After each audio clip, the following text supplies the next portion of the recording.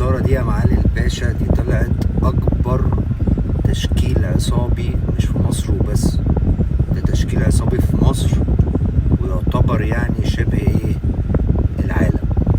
ماشي يا معالي الباشا، ادخلوا بس ايه اسمعوا القميص الحديدي البرنامج بتاعها بتاع امبارح وانتوا هتفهموا كل حاجة.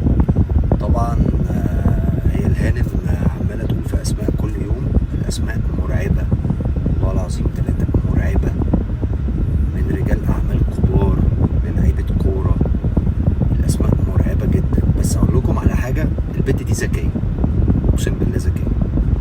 ليه بقى؟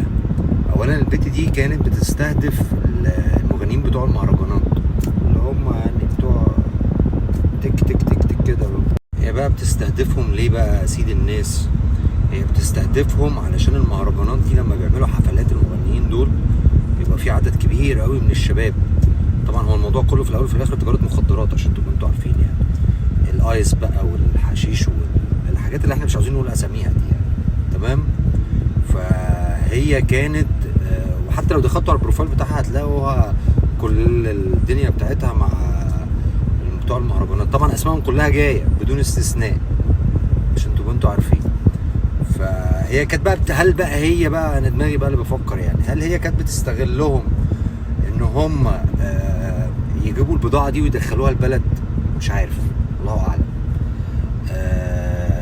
بس هو الاكيد ان كانت الحاجات دي يعني بتتباع في الحفلات دي اكيد. بس اقول لكم على حاجه والله العظيم 3 انا مبسوط جدا اقسم بالله. خلي البلد تنضف، خلي البلد تنضف، والحاجات اللي الواحد بيشوفها دي وخلاص بقى، كفايه بقى، كفايه بقى فساد، وكفايه يعني الشباب بيتدمر، كفايه بجد والله، والله العظيم بكلمكم بجد.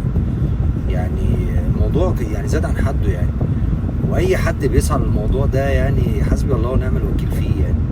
يعني مش عارف اجيبها لكم ازاي بصراحه يعني. خلاص خلينا ندخل بقى في الموضوع على طول. فالهانم بقى ايه، طبعا كانت فاتحه مراكز تجميل وشد ومد وفيلر وبوتوكس وسيليكون وكل حاجه في السيكه كمان. كان عارف انت السيكه بتاعت الازاز اللي بيعملوا بيها الازاز، كان عندها مصنع سيكه، كانت بتجيب الحاجه دي بقى من بره يا معلم. ماشي. وعندها مصنع مكبس، انتوا متخيلين مكبس بيكبس المواد المخدره دي؟ موضوع كبير قوي، في ارقام مهوله